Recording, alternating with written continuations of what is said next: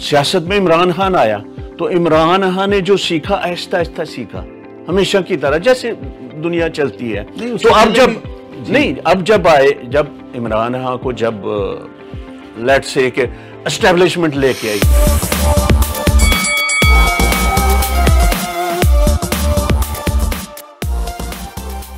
بسم اللہ الرحمن الرحیم. السلام علیکم ناظرین. میاں امجد ہارٹ ٹاک ود میاں امجد کے ساتھ FP92 پیرس سے. آج ہمارے مہمان بہت خاص ہیں اور پاکستان کے زرخیز خطہ سرزمین سے ان کا تعلق ہے. میرا مطلب شاعر مشرق کے شہر سے ہیں. ان کا نام ہے جناب میاں ذوالفقار جتالہ صاحب، جو کہ پاکستان اوورسیز کے صدر بھی ہیں اور تحریک انصاف فرانس کے سابقہ صدر اور رہنما اور بہت متحرک قسم کے سماجی اور سیاسی ورکر، اور لکھنے لکھانے کا کام بھی کرتے ہیں. گہری نظر ہے عالمی امور پہ بھی، پاکستان کے اندر نہ صرف سیاست پہ، دیگر امور پہ بھی وہ اپنی ایک اچھی رائے رکھتے ہیں. تو آئیے آج ان سے بات کرتے ہیں. السلام علیکم میاں صاحب. وعلیکم السلام. بسم اللہ الرحمن الرحیم. شکریہ سر، آپ تشریف لائے پروگرام میں. تو شروع کریں پھر. جی بالکل، ویلکم. تو میاں صاحب، آپ کا یعنی کہ سیالکوٹ میں کس جگہ سے تعلق ہے اور فرانس میں کب تشریف لائے؟ جی میں سیالکوٹ شہر سے میرا تعلق ہے، اور جو میرا آبائی علاقہ ہے اس کا نام دبرجی ارائیاں ہے، اور وہاں پہ آپ کا رائیں فیملی سے تعلق؟ ارائیں فیملی سے. اور جت آلہ میرا سب کاسٹ ہے. اکثر لوگوں کو پروننسیشن میں مشکل ہوتی ہے. جت آلہ لفظ ہے، وکٹوریس فتح والا، جت والا، یعنی پنجابی کا لفظ جت اور آلہ، جیسے زمین آلہ پنجابی جتالا ہی. بالکل بالکل ایسے. کنی دیر ہوگی تانوں اتنے فرانس؟ مجھے ابھی تقریباً 34 ایئر ہو گئے. 90 سے میں ہوں. کی وجہ سے فرانس نو سلیکٹ کیتا؟ اور ملک انگلش سپیکنگ سے گئے، امریکہ، UK، نیوزی لینڈ، آسٹریلیا، ادھر لوگوں کا زیادہ رجحان تسی کو فرانس نو؟ میرے دوست کچھ جو قریبی دوست تھے وہ یہاں آباد تھے. اچھا. اور میں اٹلی آیا بیسیکلی. اٹلی میں وہاں میں نے اسٹڈی کی اور وہاں کچھ دیر ٹھہرا، لیکن وہاں کے حالات اس وقت 84 میں آیا تھا، اور 90 تک وہاں میں نے وہاں رہتا. ہاں، تو فرانس کے حالات دوسرے ملکوں کے حالات زیادہ سٹیبل تھے. پھر میرے دوستوں نے مشورہ نہیں گئے آپ اس کی وجہ فرانس کیوں سلیکٹ کیا آپ نے؟ نہیں، اس کی وجہ یہی بتا رہا ہوں نا، میرے عزیز قریبی دوست یہاں پہ سیٹل تھے، تو انہوں نے کہا کہ ہم آپ کو جو ہے نا سپورٹ کریں گے. UK بھی جا سکتا تھا، لیکن UK آپ جانتے ہیں کہ وہ ایک، میں سمجھتا ہوں کہ ایک سائڈ پہ ہے، واقعہ ہے. وہاں سے آنا جانا واپس یہ وہ بہت مشکل ہوتا ہے لوگوں کے لیے. یورپ سے یورپین یونین سے بھی نکل گئے بالکل، اور 25 ممالک ہیں آپ دیکھتے ہیں. بالکل، یہ تو ایک بڑی پاور بن رہی ہے، اور بالکل یورپ کا ایک بڑا نام ہوگا آنے والے دنوں میں انشاءاللہ. انشاءاللہ. تو اب بات ذرا تھوڑا سا آپ کی سرگرمیاں کیا ہیں؟ PTI سے بھی آپ کا تعلق ہے، تو اس حوالے سے آپ کیا کہنا چاہیں گے؟ کس طرح آپ PTI میں آئے؟ پاکستان سے عمران خان صاحب کے ساتھ تھے یا ادھر آ کے آپ نے شمولیت اختیار کی؟ میں اس سوال کے دو حصے ہیں. سب سے پہلے جو میری سیاسی ایز اے سیاسی ایکٹیوسٹ میں آپ کو آگاہ کروں تو میں الحمدللہ کالج لائف سے ہی ایز اے جنرل سیکرٹری تھا اس وقت اپنے علاقے کا پاکستان پیپلز پارٹی میں.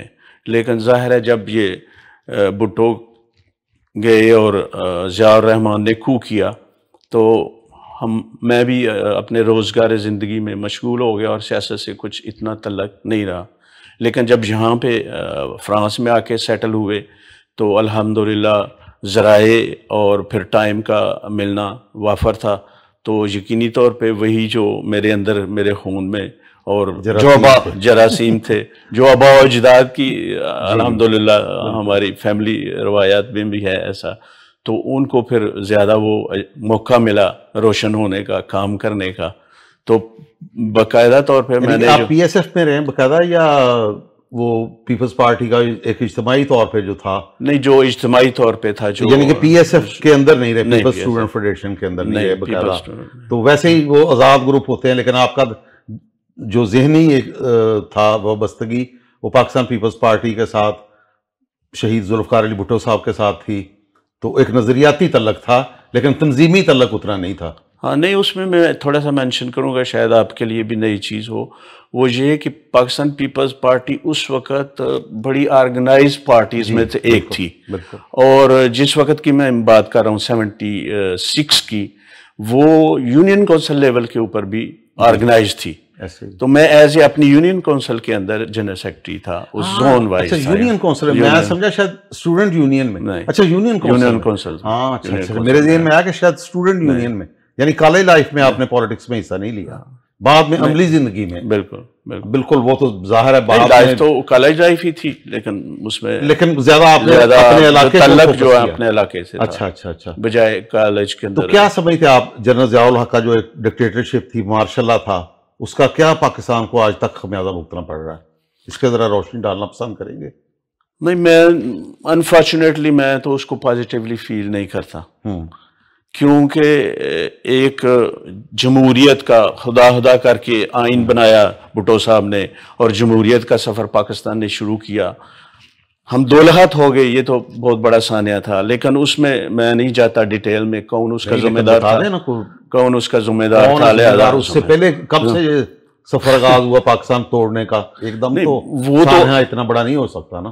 بالکل، وہ خوفناک تاریخ ہے۔ ہاں بے شک، وہ تو آپ دیکھ لیں، جب بھی کے دور سے شروع ہو گئی تھی وہ تو، جب انہوں نے فاطمہ جناح سے پہلے بھی لیاقت علی خان کا قتل ہوا، بالکل، بلکہ اس سے بھی پہلے آپ اگر جائیں تو جب بنگالیوں کو کہا کہ آپ کی زبان نہیں ہوگی، بالکل، حالانکہ اکثریت وہ تھی، ان کی ہونی چاہیے تھی، ان کو مسلط کیا گیا اردو کو، بنگالی زیادہ ہے، اردو دوسری آپ رکھ لیں، بلکہ پنجابی اب جو بھی صوبوں کے حساب سے بھی رکھتے۔ میں ذاتی طور پہ یہ سمجھتا ہوں کہ بابا قوم کو مس گائیڈ کیا گیا اس لائن کے اوپر، بالکل ان کو پتہ ہی نہیں تھا لوگوں کے جذبات کیا ہیں۔ میں یہ بات کہوں گا، ظاہر ہے ان کا تو یونٹی کا مقصد تھا کہ ایک زبان جو ہے قوم کی یونٹی کو ریپریزنٹ کرتی ہے، حقیقت کو مد نظر رکھنا چاہیے، لیکن اس کے جو سائیڈ ایفیکٹس ہیں اس کے اوپر یقیناً ان کی آنکھوں پہ پردہ ڈالا گیا، ان کو مس گائیڈ کیا گیا، اور اس کو اس چیز پہ فورس کیا گیا۔ سول اسٹیبلشمنٹ مختلف عناصر جو، یہ تو ایک سٹارٹنگ پوائنٹ تھا، لیکن اس کے بعد جو چیزیں ہوئیں ان کو ہم روک سکتے تھے، ان کو ہم کور کر سکتے تھے، لیکن جو سامراجی سوچ وہ تو چلا گیا، لیکن یہاں کے نمائندے تھے وہ تو وہ تو آج تک وردی میں ہیں، بغیر وردی کے ہیں، کوئی گدی نشین ہے، کوئی زمیندار ہے، کوئی جاگیردار ہے، وہ تو ہیں، مختلف روپ دھارتے رہتے ہیں، کبھی کس طرح کبھی کسی طرح۔ تو فاطمہ جناح کا ایک مین ٹرننگ پوائنٹ آیا، جس طرح مشرقی پاکستان کے اندر لوگوں نے ووٹ دیا، بے شک بے شک، دیکھیں بھاری اکثریت سے کراچی سے، ادھر سے مشرقی پاکستان سے اور مغربی پاکستان سے صرف کراچی اور ٹوبہ ٹیک سنگھ، یہ دو علاقے تھے جہاں سے محترمہ فاطمہ جناح جیتی اور ایوب خان ڈکٹیٹر ہارا، لیکن اس نے رزلٹ بالکل ستیہ ناش کر دیا۔ ان کو فاطمہ جناح قائد اعظم کی ہمشیرہ کو انڈیا کی ایجنٹ، غدار اور کتیا تک کے الفاظ استعمال کیا گیا، اور کتیا کے گلے میں لالٹین ان کا انتخابی نشان تھا، مجھے یاد ہے ہلکا ہلکا سا، وہ ان کے گلے میں ڈال کے سڑکوں پہ گھمایا گیا۔ وہ آج کل مسلم لیگ میں ہیں، وہ میں نام بھی لے لیتا ہوں، غلام دستگیر خان صاحب، بالکل ان کے دور میں یہ ہوا، یعنی کہ انہوں نے خود کروایا۔ میاں صاحب اگر آپ حقیقت کی نظر سے دیکھیں تو ہماری قوم، انفارچونیٹلی میں بھی اس میں شامل ہوں، ہم اپنے محسنوں کو یاد نہیں رکھتے، ان کے احسان کا بدلہ بڑے بری طریقے سے ہم دیتے ہیں، صرف اپنے مقصد کے لیے، صرف اپنی انا کے لیے، صرف اپنے جو ہے انٹرسٹ ان کو حاصل کرنے کے لیے۔ یہی ہم نے قائد اعظم کے ساتھ کیا، یہی ہم نے لیاقت خان صاحب کے ساتھ کیا، یہی ہم نے فاطمہ جناح کے ساتھ کیا، انفارچونیٹلی یہی ہم نے ڈاکٹر عبدالقدیر کے ساتھ کیا۔ بالکل، فاطمہ آپ انڈیا کو دیکھ لیں، وہاں انہوں نے اپنا پریزیڈنٹ بنایا، اور انہوں نے نظر بند کر کے ذلیل کیا، اور انہوں نے کیا کیا ڈرامے اس کے ساتھ کیے، اس بندے کے ساتھ، اور ٹی وی پہ آ کے، اور ان کے ساتھ جو دوسرے ساتھی ہیں ان کے ساتھ اب کیا کر رہے ہیں، ان کو ریگارڈ نہیں دے رہے، ان کو ریکگنائز نہیں کر رہے۔ جب بھی نعرہ لگے گا میں نے ایٹم بم بنایا تھا، میں نے یہ شروع کیا تھا، میں نے یہ کیا تھا، یار جو بنانے والے تھے، اور دراصل قوم کی قربانی تھی، قوم کو سلوٹ پیش کرنا چاہیے۔ قوم کا آج آپ نے کیا حال کر دیا ہے، یہ آپ کا ریگارڈ ہے، یہ ہمارا ریگارڈ ہے، اور ہمارے اوپر جو آپ کمانڈ کر رہے ہیں، کس طرح سے آپ کر رہے ہیں، کس طرح ظلم و ستم کے ساتھ آپ اپنی باتوں کو منوا رہے ہیں، اور کس طرح آج جو عمران خان نے، میرے مرشد نے آپ کو ورلڈ کپ جتایا. چھوڑ دیں آپ غلطیاں، چھوڑ دیں مقدمات، چھوڑ دیں آپ سب کچھ، لیکن ایک محسن ہے، آپ کا نام اونچا کیا، پوری قوم کو فخر سے اس کا سر بلند کیا. آپ نے اس کو کیا ریوارڈ دیا اس کے ہوتے ہوئے؟ جب وہ سیاست میں نہیں آیا تھا تب تک آپ مجھے بتا دیں کوئی مثال ایسی. لیکن انفارچونیٹ وہ دیکھیں، خان صاحب بھی پہلے ایک پیج کا نعرہ بڑا مقبول تھا، وہ سب کہتے تھے جی ہم ایک پیج پہ، حالانکہ جمہوریت میں ایک پیج کیا، ملٹری اسٹیبلشمنٹ ہو یا سول اسٹیبلشمنٹ، وہ پرائم منسٹر کے نیچے ہیں. وزیر داخلہ ہے وہ سول اسٹیبلشمنٹ کو کنٹرول کرے گا، وزیر دفاع ہے وہ ملٹری اسٹیبلشمنٹ کو، لیکن وزیر دفاع کی بھی کوئی حیثیت نہیں، سیکرٹری دفاع کی بھی کوئی حیثیت نہیں. میاں امجد صاحب بات یہ ہے، بات نہیں، بات میری سنیں. جب بھی میں ایز اے پولیٹیکل اسٹوڈنٹ ہوں، میں فرانس کے بارے میں نہیں جانتا تھا. جب یہاں آیا، میں یہاں رہا، یہاں کے اطوار، یہاں کے اقدار، یہاں کی زبان، لوگوں کا ایٹیچیوڈ، ان کا ٹیمپرامنٹ میں نے سمجھا. سیاست میں عمران خان آیا تو عمران خان نے جو سیکھا آہستہ آہستہ سیکھا، ہمیشہ کی طرح جیسے دنیا چلتی ہے. تو اب جب عمران خان کو جب لیٹ سے کہ اسٹیبلشمنٹ لے کے آئی، تو عمران خان تھنک آؤٹ کہ اسٹیبلشمنٹ جو ہے ایک اچھے نظریے کی مالک ہے اور پاکستان کی خیر ہوا ہے، اور ہم ایک پیج میں چھوڑنا نہیں کام چاہیے ان کو، اپنا کام کریں، عوام پسند کریں. یہ بھٹو صاحب کی تاریخ بھی دیکھ لیں، ایوب خان نے ان کو پروموٹ کیا، نواز شریف صاحب کی دیکھ لیں، ضیاء الحق نے پروموٹ کیا، خان صاحب کا دیکھ لیں، یہ بھی اسی طرح ملٹری نے کیا. یہ تو یونیورسل، ان کو اپنا کام کرنا چاہیے، چھوڑ دے عوام پہ، عوام بہتر فیصلہ کریں گے. میاں صاحب یہ یونیورسل ٹروتھ ہے. اگر میں پینٹ کا کام جانتا ہوں تو پینٹ کا کام ہی کروں گا تو چلے گا. میں کہوں کہ میں اب پائلٹ بن جاؤں، میں کہیں سے جعلی ڈپلوما لے کے میں جہاز اڑانا شروع کر دوں، تو آپ کیا ایکسپیکٹ کریں گے؟ ایکسیڈنٹ تو ہوں گے. آپ کا کام دفاع کا کام ہے، آپ کا کام ہے ملک کے اندرونی بیرونی دشمنوں کو پکڑنا، دہشت گردوں کی صورت میں ہو یا بلیک میلرز کی صورت میں ہو. ہم آپ کے بہت قدردان ہیں جب آپ لوگوں کی مدد کرتے ہیں، جب زلزلے آتے ہیں، جب سیلاب آتے ہیں، جب کوئی اور آفت آتی ہے تو آپ بڑھ کر پہنچتے ہیں، لیکن یہ آپ کی ڈیوٹی ہے. ایکسکیوز می، لیکن اس کے بدلے میں آپ یہ مت تصور کریں کہ ہولی سولی آپ ہیں، آپ کمانڈ کریں گے، سیاست کو بھی آپ کریں گے، اکانومی کی جو ہے سارا سلسلے آپ چلائیں گے. نہیں، یہ نہیں ہو سکتا. اس کا رزلٹ آپ دیکھ لیں. ہم نیچے سے نیچے غربت کی سطح سے کتنی آبادی، کتنی ہماری پاپولیشن ہے، more than half we are under poverty.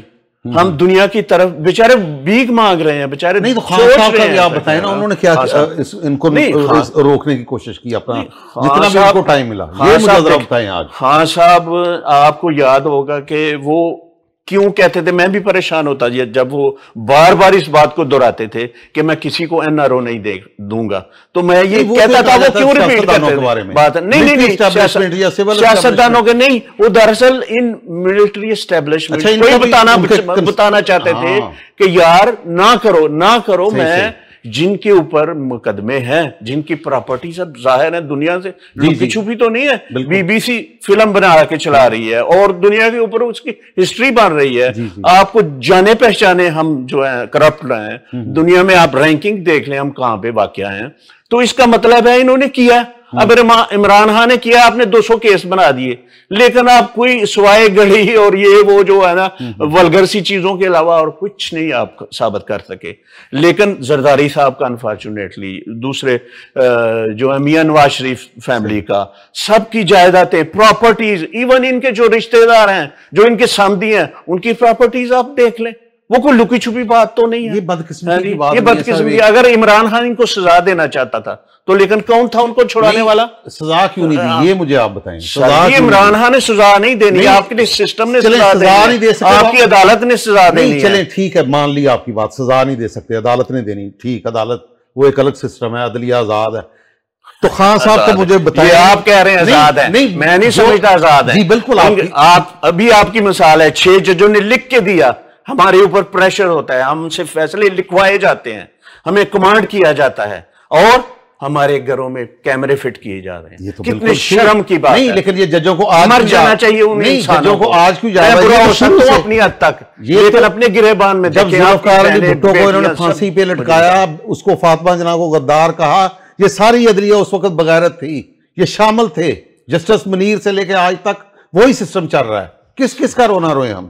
نہیں, یہ اسٹیبلشمنٹ اور عدلیہ کا کھیل ہے, گٹھ جوڑ ہے. وہ جب کہتے ہیں یہ کرو وہ کریں گے, جب کہتے ہیں نہیں کرو نہیں کریں گے. کب آزاد ہوں گے؟ ان کو سمجھنا چاہیے. نہیں لیکن یہ بھی دیکھیں, خان صاحب کا مجھے بتائیں کہ انہوں نے اپنے جتنا بھی 4.5 یا 4 سال یا 3.5 سال کا دور تھا, 3.5 سال میرے حال میں تقریباً بنتے ہیں, 3 سال 3 ماہ اور 27 دن یا اس طرح کر کے, تو انہوں نے کیا کارنامے انجام دیے, ذرا وہ مجھے تفصیل سے بتائیں, کیونکہ آپ اس وقت پی ٹی آئی کو کرتا ہوں. بالکل, وہ ذرا مجھے میں خان صاحب کو پہلے میں آپ کو تشریح کر دوں. مرشد اس لیے کہتا ہوں کہ اس کی پہچان ہے ایاک نعبد و ایاک نستعین. جب آپ کسی کے سامنے نام لیں گے تو اس کے سامنے جو آج کی نسل ہے, جو جوان نسل ہے, اس کے سامنے خان صاحب کا چہرہ آئے گا اور یہ اس کو بیان کریں گے. ٹھیک ہے, اس نے کہا لا الہ الا اللہ کا مطلب کیا ہے, اور اس پریکٹیکلی کر کے دکھایا. وہ اس لیے مرشد ہے, اس لیے نہیں کہ وہ سیاستدان ہے. سیاسی طور پہ وہ ہے. چلیں یہ تو بالکل آپ کی عقیدت. میں آپ کے سوال کی طرف آتا ہوں جی, اس کی طرف کہ خان صاحب نے سب سے پہلے اپنی غریب عوام کے لیے آتے ہی جو ہے نا, ویسے تو میں ذاتی طور پہ سبسڈیز کے خلاف ہوں, یہ نہیں ہونی چاہیے. ٹھیک ہے, گورنمنٹ کو وہی پیسہ انویسٹ کرنا چاہیے لوگوں کے اوپر, لانگ ٹرم کے اوپر, لوگوں کے روزگار کے اوپر, انڈسٹری کے اوپر, انفراسٹرکچر کے اوپر, تعلیم کے اوپر. جو سبسڈیز, یہ سبسڈیز ایکچولی بیک ہے جو دی جاتی ہے آپ کی طرف سے, رشوت ہے دوسرے لفظوں میں, جو آپ کرپٹ کرتے ہیں لوگوں کو, اداروں کو. ان کو خوشی تو ہوتی ہے ظاہر ہے جب آپ کسی کی ہیلپ کریں گے. لنگر خانے بنانے کی بجائے کارخانے لگاتے ہیں. تو خان صاحب نے آتے ہی جو ہے نا یہ ہیلتھ کارڈ دیا, جو سب سے بڑا. نہیں لیکن وہ تو کہتے ہیں جی نواز شریف کے دور کی وہ تصویریں ہیں, ان کے نام سے وہ پہلے بنا ہوا کہ خان صاحب نے اس کو انصاف کارڈ دے دیا. ہیلتھ کارڈ وہ کہتے ہیں جی پہلے سے تھا. خان صاحب نے کوئی تصویر نہیں لگائی. نہیں, انصاف کارڈ نام رکھا اس کا, اس کا مطلب یہی بنتا تحریک انصاف کا. ٹھیک ہو گیا, لیکن بینیفٹ کس کا ہوا؟ عوام کا. بالکل, وہ اس سے پہلے بینظیر نے بھی کیا, بینظیر انکم سپورٹ وہ بھی چل رہا تھا. Income support is some thing نہیں, لیکن وہ بھی ایک چیز ہیلپ کے لیے ہے نا, لیکن جیسے یورپ میں ہے مختلف سوشل کے. بینظیر انکم سپورٹ کے اندر 22,000 فیملیز, 22,000 ایلیٹ کلاس, وہ تو بدقسمتی اس طرح بالکل ڈرا کر رہے ہیں. جی بالکل سر, یہی تو ہماری تباہی ہے. ہم نے جس ادارے کو تباہ کرنا ہوتا ہے نا, اس میں ہم بہت زیادہ لوگ بھرتی کر دیتے ہیں, اپنی فیور دیتے ہیں لوگوں کو نا, آپ کا بچہ بھی بھرتی ہو گیا, آپ بھی آ جاؤ, آپ بھی آ جاؤ, آپ بھی آ جاؤ. بات کاٹ رہا ہوں, ادھر وزراء تک زکوٰۃ کے پیسوں پہ علاج کرا گئے فرانس میں, میرے علم میں ہے, میں نام نہیں لینا چاہ رہا. پھر آپ دیکھیں, اور سفارت خانے کے بھی علم میں ہے, سفارت خانے کے ذریعے ان کی پیمنٹ کی گئی. ہم ذہنی طور پر اتنی پستی میں جا چکے ہیں ہماری قوم کہ اسے جگانے کی ضرورت ہے, اور اس کو جگانے کے لیے خان جیسا ندار خوددار لیڈر ہی کر سکتا ہے. وہ صحیح ہے, لیکن یہ بہتر نہیں, جو نہ بکے, جو نہ ڈرے, جو اپنے موقف پہ ڈٹے, اور ہاں ڈٹا ہوا ہے. نہیں لیکن یہ اگر آپس میں یہ ساری سیاسی پارٹیاں جو ڈیموکریٹک ہیں, اپنے آپ کو ڈیموکریٹ کہتی ہیں, پیپلز پارٹی اور مسلم لیگ نے مساق جمہوریت کیا, اب یہ سب مل کے تمام پارٹیاں آیا یہ نہیں کر سکتی؟ کل تک خان صاحب محمود اچکزئی کا مذاق اڑاتے تھے, چنی لے کے وہ اس طرح, اب وہی بندہ کام آ رہا ہے. فضل الرحمان کا مذاق اڑاتے ہیں, ڈیزل ڈیزل ڈیزل, وہ بھی سٹینڈ لے رہا کہ توڑو یہ اسمبلی.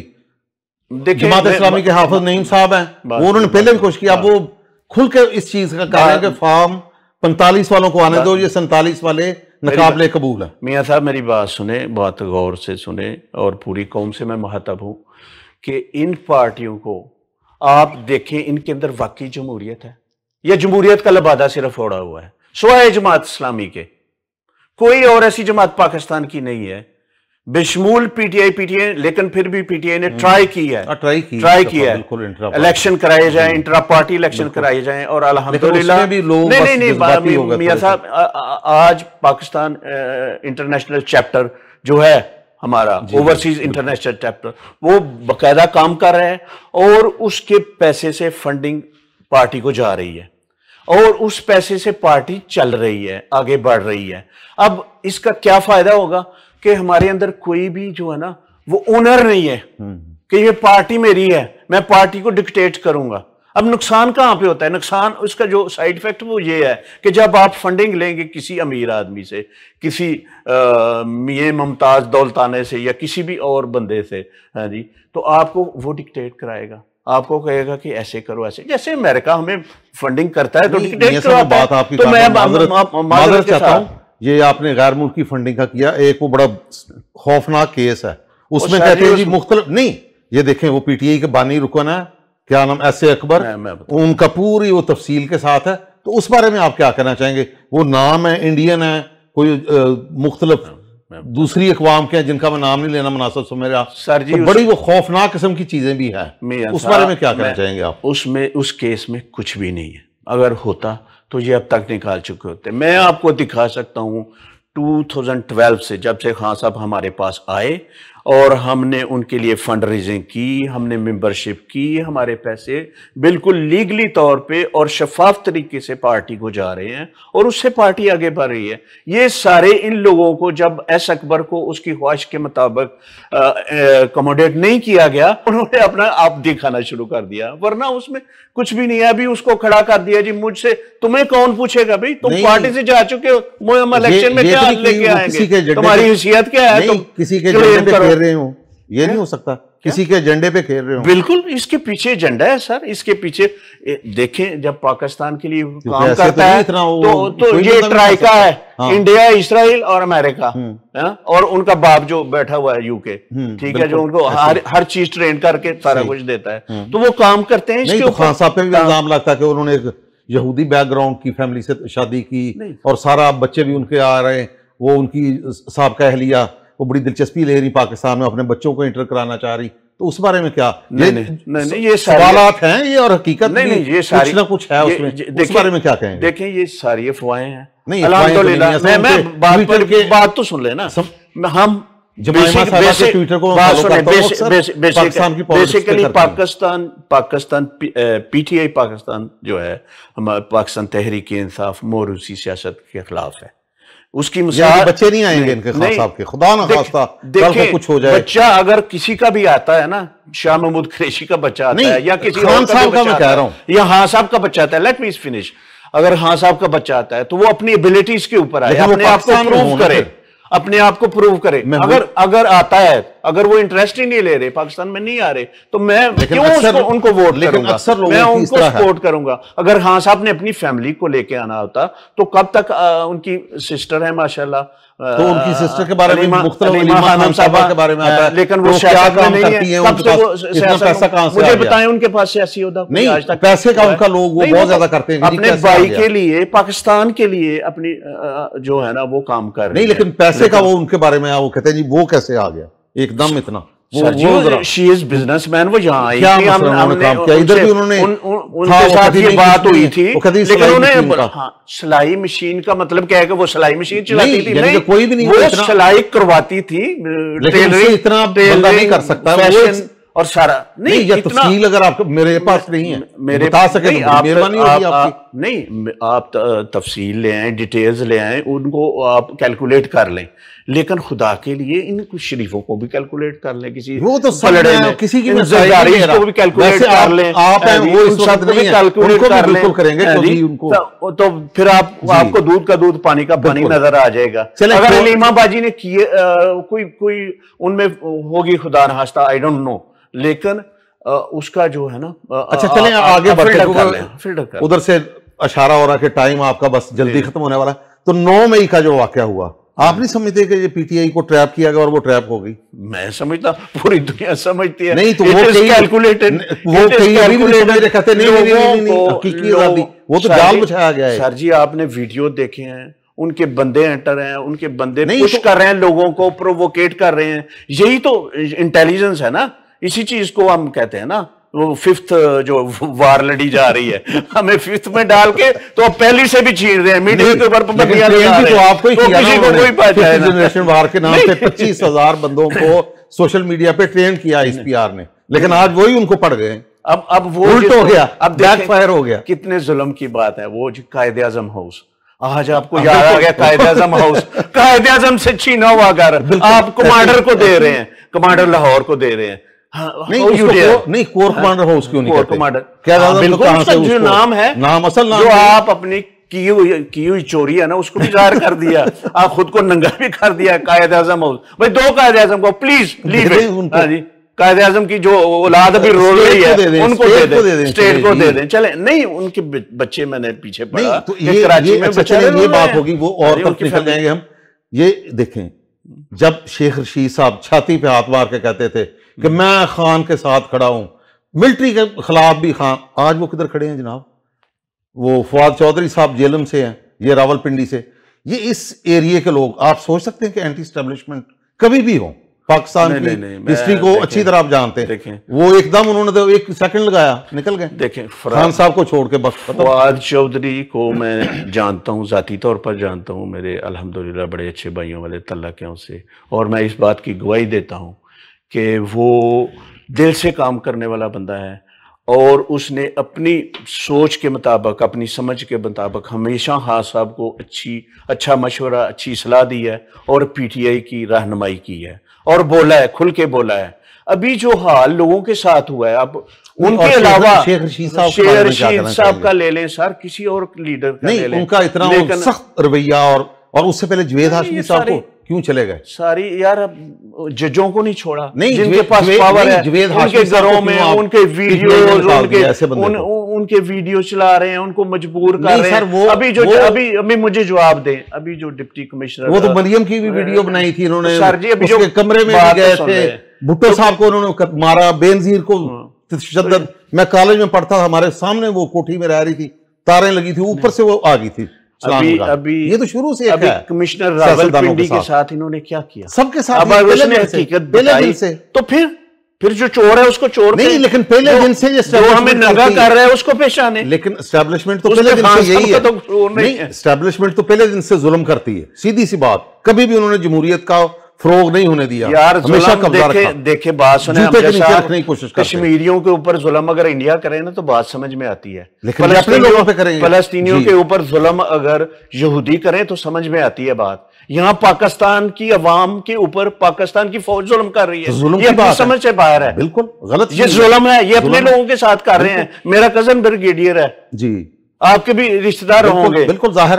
میرے انکل کرنل تھے، میرے اور لوگ فوج میں تھے، میرے ماموں فوج میں تھے. میں پاکستان نیوی کو سرو کر کے آیا ہوں، لیکن ہم اپنے ہی لوگوں پہ ظلم کر رہے ہیں، ان پہ تشدد کر رہے ہیں اپنی جائیدادوں کے لیے. ان میں صرف چند کالی بیڑے ہیں اوپر بیٹھے، چند نہیں، میں تو کہتا ہوں بہت زیادہ نیچے تک آ چکی ہے. لیکن فوج کا جو جوان ہے نا وہ کمیٹڈ ہے. آپ کی سوچ وہ قربانی کے لیے الگ ہے. سر جی خان صاحب کو اتنا ووٹ نہیں ملتا، سب نے ووٹ دیا ہے. ایون جو وردی پہنا ہوا سپاہی جو ہے نا وہ بھی مجبور ہے اپنے تھانے دار کی ایس ایچ او کا حکم ماننے پر. میں نہیں سمجھتا اس کا ذہن یہ کہتا ہے کہ میں جا کے کسی کے ایسے گھر میں گھس جاؤں. اس کی نہیں، یہ تو خواتین کے ساتھ کرنا، گھروں کو چھاپے مارنے، یہ تو کوئی دنیا کے اندر کسی بھی مہذب معاشرے میں اجازت نہیں دی جا سکتی. ایون افریقہ جس کو کہتے ہیں جی بنانا اسٹیٹ، فلاں اسٹیٹ، اور یار وہاں نہیں اس طرح ہوتا جو پاکستان میں کر رہے ہیں. سر میں دل کی بات کہہ رہا ہوں، میں پاکستانی ہوں الحمدللہ. ذلیل کر رہے ہیں آپ سوشل میڈیا کے دور، ایک سیکنڈ میں پوری ہر جگہ ویڈیو آ رہی ہیں. میں نے کیا تماشا لگا رکھا ہے؟ پاکستان کے لیے یہاں آیا، اپنے بہن بھائیوں کے لیے، اپنی سرزمین کے لیے یہاں آیا. پاکستان کی آج بھی بات کر رہا ہوں، پاکستان کی عوام کی بات کر رہا ہوں. میں پاکستان جاتا ہوں، اپنے گھر میں جا کے صلاح سے سو نہیں سکتا، کسی وقت بھی میرے پہ حملہ ہو سکتا ہے. نہیں، یہ تو کوئی اچھی بات تو نہیں. اس کے لیے تو سب کو مل کر اسٹرگل کرنی چاہیے. ہمارے اباؤ میں بھی یہی تھا. ہمارے اباؤ اجداد نے کس کے لیے قربانیاں دی، کس سرزمین کے لیے، کس عوام کے لیے. وہ ایک اسلامی فلاحی ڈیموکریٹک اسٹیٹ بنانی تھی، نہ وہ ڈیموکریٹک بنی، نہ اسلامی اور نہ فلاحی. وہ کہاں ہے آج؟ اس کا پھل کون لے رہا ہے؟ بالکل اس کا پھل چند لوگ لے رہے ہیں. بالکل ہم ان جاگیردار ہیں، پیر ہیں، لٹیرے ہیں. ہمیں بالکل سارٹ آؤٹ کرنا چاہیے. بالکل ان میں گدیوں والے سب وہ انگریزوں کے سارے برات یافتہ، ان کے اندر ہماری بیوروکریسی بھی ہے، ہماری فوج بھی ہے، ہمارے سیاستدان بھی ہیں. وہ ان سب سے زیادہ ہے سیاستدان. اگر یہ بندے کے پتر بن جائیں، اگر یہ یونٹی کر لیں. لیکن میں آپ سے اختلاف کروں گا سر، سیاستدانوں کا اتنا نہیں، یہ پالتو ان کے بنتے ہیں، پوپٹ ہیں. اصل میں وہ ہوتا جس کے پاس بندوق ہے وہ زیادہ.